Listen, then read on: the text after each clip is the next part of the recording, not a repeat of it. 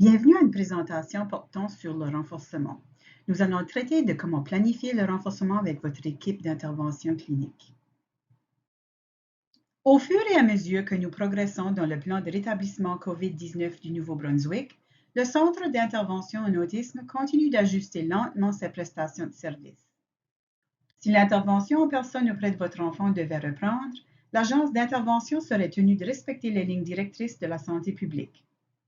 Dans le cadre de ces lignes directrices, le transport du matériel par le personnel de l'agence se fera différent de ce qu'il était par le passé. Avant la COVID-19, il est probable que les professionnels travaillant avec votre enfant arrivaient pour les sessions d'intervention équipés d'un sac ou d'un bac d'objets ou de jouets qui servaient de renforçateurs. Ce que vous ne saviez peut-être pas, c'est que les renforçateurs sont choisis en fonction des préférences de votre enfant et qu'ils ont une influence pour des raisons bien précises. Grâce aux informations contenues dans ce document, vous allez comprendre ces raisons et la science qui soutient cette approche, car vous serez inclus dans la discussion sur les renforçateurs pendant cette période.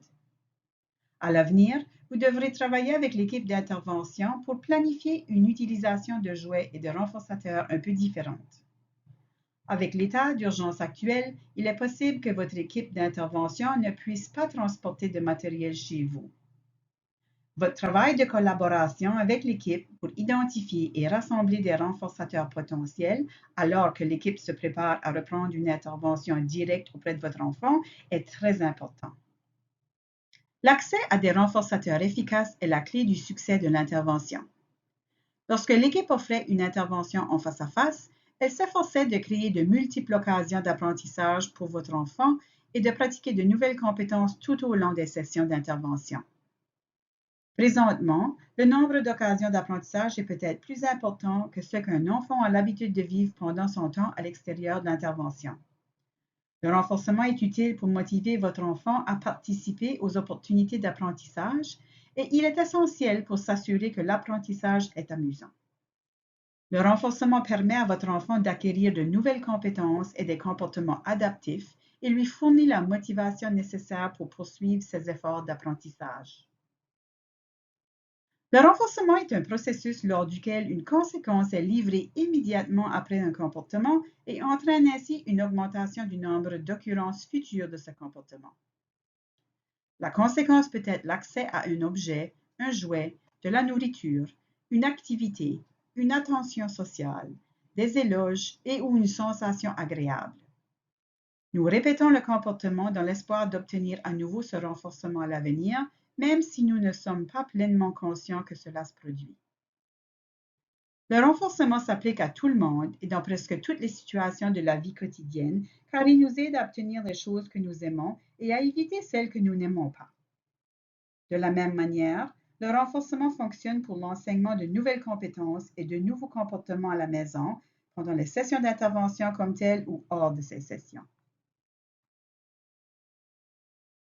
Un renforçateur peut être un objet, une activité, quelque chose à manger, une attention ou éloge social, ou encore la fuite d'une situation ou d'une sensation indésirable. Il est important de se rappeler que ce qui est renforçant pour une personne peut ne pas l'être pour une autre. De même, ce qui est renforçant pour une personne à un moment donné peut ne pas l'être à un autre moment. Cela s'applique à nous tous, y compris à votre enfant. Prenez l'exemple d'un gâteau. Vous aimez bien le gâteau. Recevoir un morceau de gâteau est donc très renforçant pour vous la plupart du temps, mais pas lorsque vous êtes déjà très rassasié. Vous adorez le gâteau, mais ce n'est pas le cas de tout le monde. Une autre personne pourrait préférer quelque chose d'autre qu'un morceau de gâteau. Lorsque vous cherchez à identifier des renforçateurs potentiels, pensez aux préférences de votre enfant. Considérez les questions suivantes pour vous aider à orienter votre réflexion. Quelles sont les choses que votre enfant aime le plus regarder? Considérez des exemples comme regarder des miroirs, des lumières vives, des objets brillants, des objets qui tombent ou même la télévision. Quelles sont les choses que votre enfant aime le plus écouter? Pensez à des exemples comme la musique, le bruit des voitures, les sifflets, les bips, les sirènes, les applaudissements ou même les gens qui chantent. Quelles sont les choses que votre enfant aime le plus sentir? Des exemples pourraient être les aliments, les fleurs, de la pâte à modeler ou même des sapins. Quelles sont les choses que votre enfant aime le plus manger? Par exemple, de la crème glacée, les craquelins, les biscuits ou même les hamburgers. Quelles sont les activités physiques de ce type que votre enfant apprécie le plus? Pensez à des activités comme se faire chatouiller, se lutter, courir, danser, se balancer, se faire tirer sur une planche à roulettes par exemple. Quelles sont les activités de ce type que votre enfant aime le plus faire avec ses mains? Pensez à des activités comme toucher les objets froids comme de la neige ou une poche de glace, ou même toucher des objets chauds comme un chauffe-main, toucher de la peinture. Quelles sont les activités sensorielles de ce type que votre enfant apprécie le plus? Des exemples d'activités sensorielles peuvent être éclabousser de l'eau dans un évier, faire rouler quelque chose contre leur peau comme une voiture jouet, ou même la sensation de l'air soufflé dans leur visage par un ventilateur. Quelles sont les formes d'attention que votre enfant apprécie le plus? Par exemple, une accolade, une tape dans le dos, des applaudissements, ou leur dire bon travail. L'observation est un outil puissant dans l'identification de renforçateurs potentiels. Observez votre enfant pendant la journée pour remarquer de nombreux détails. Quel type d'activité votre enfant pratique-t-il souvent? Lorsqu'il a le choix entre plusieurs activités, laquelle est-ce que votre enfant choisit? Lorsqu'il est seul, avec quoi l'enfant joue-t-il? Comment votre enfant réagit-il aux compliments reçus en public?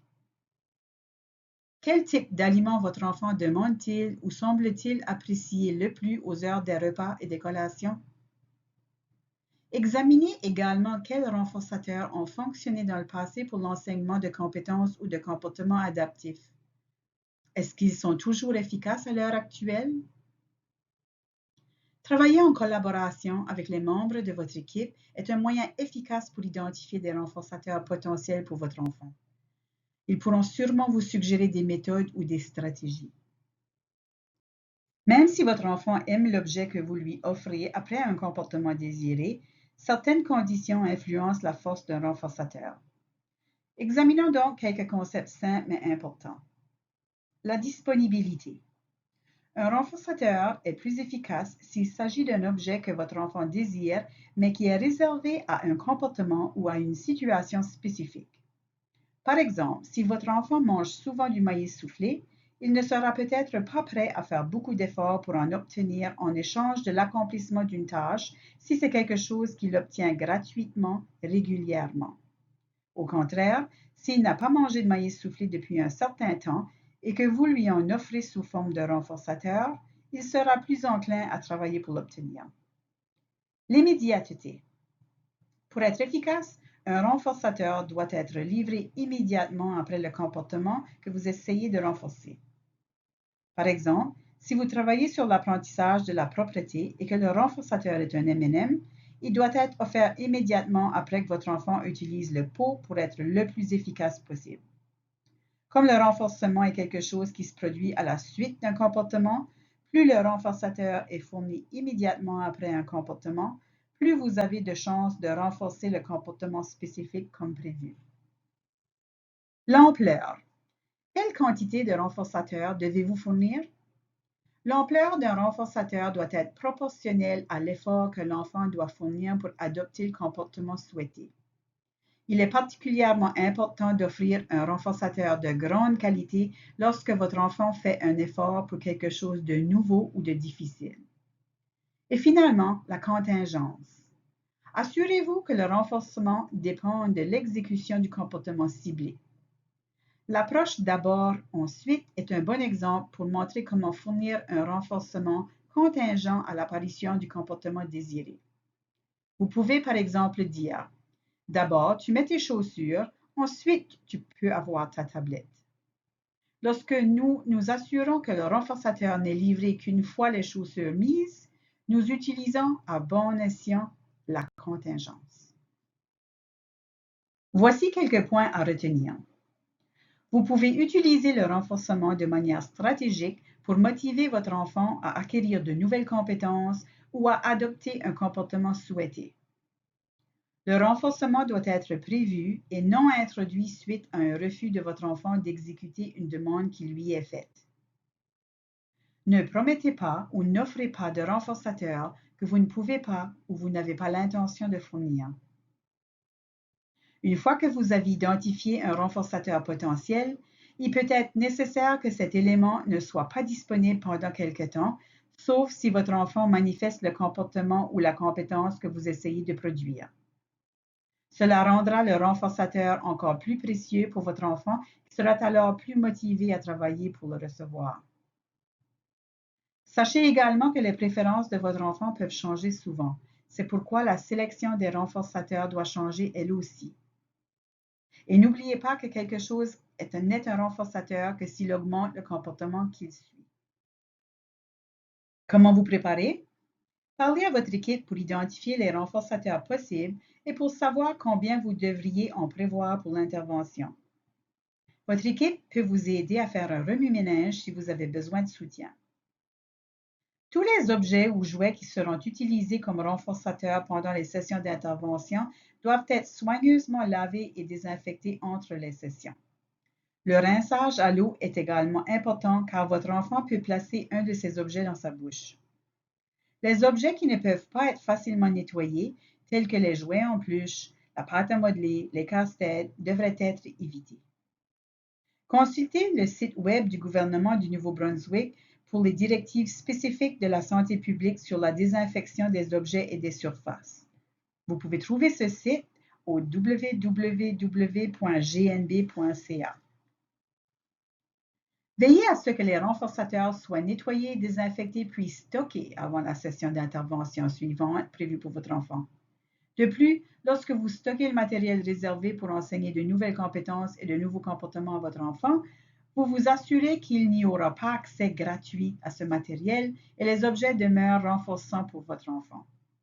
Il sera donc plus motivé pour travailler pour les obtenir. Vous pouvez envisager d'avoir un bac similaire que vous pourrez utiliser en dehors des sessions d'intervention pour continuer à travailler sur les objectifs définis en collaboration dans le plan d'intervention de votre enfant. Dans le passé, vous avez peut-être participé à l'identification de renforçateurs en collaboration avec votre équipe clinique et vous avez peut-être aussi reçu de leur part un encadrement sur la façon d'utiliser le pouvoir du renforcement dans l'apprentissage. C'est très bien.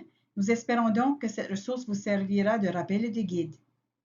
Si ceci est quelque chose de nouveau pour vous, nous espérons que cette ressource vous aidera à vous familiariser avec certains aspects du renforcement et que vous pourrez commencer à l'utiliser de manière stratégique dans l'apprentissage de votre enfant.